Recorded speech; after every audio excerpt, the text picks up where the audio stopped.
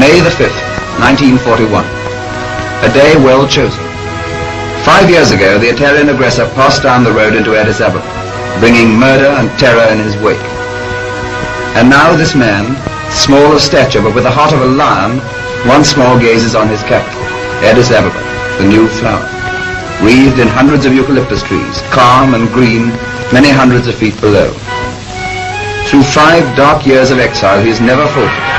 His courage and demeanor and tribulation has been an inspiration to the whole world.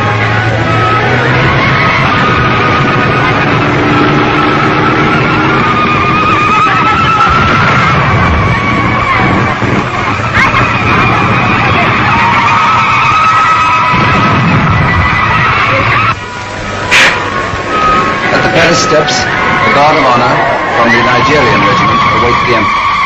And General Cunningham is there with the officers of his military administration.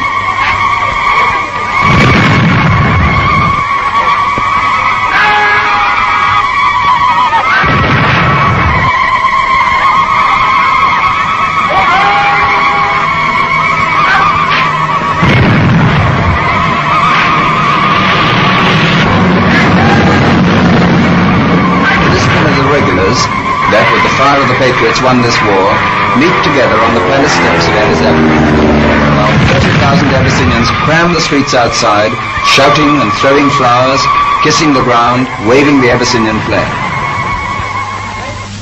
To them, the emperor says, "Be Christian and kind-hearted to our defeated enemy, the Italian, and do not treat him as he treated you." So, in 5 years, the whirligig of time, often slow in motion, has brought its full revenge. Yet was revenge the word? The Italians are safe. No one molests them. All the world disregards them. Somehow or other, the Ethiopians push the horrible memory of the 9,000 massacred in February 1937 to the back of their minds. The whirligig of time has brought its justice rather than its revenge. The so-called barbarians, the cruel people of Italian legend, has taught the so-called civilized fascist a lesson in forbearance, decency and dignity.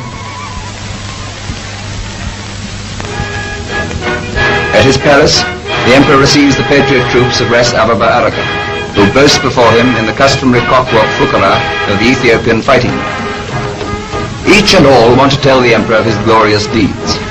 How many Italian officers he killed, how many machine guns he took single-handed, how he is his emperor's devoted servant, to be sent to fight the battles of Ethiopia wherever his emperor desires.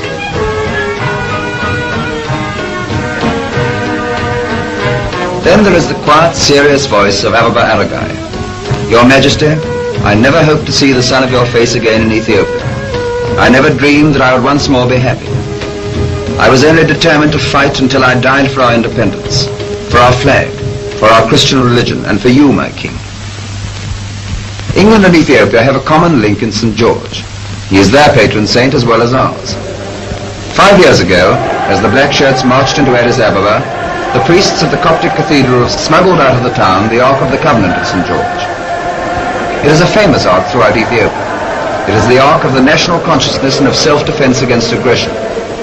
It was with Menelik when he defeated the Italians at Adwa in 1896. It was with Ras Ababa Aragai throughout the Italian occupation. On a cold morning in Addis Ababa, it came back to the cathedral with the emperor, and was put once more with hymns and sacred dance in the Holy of Holies. It was a cold morning, and it rained, but a right was restored on that day, and the chains were struck off the wrists of a whole people.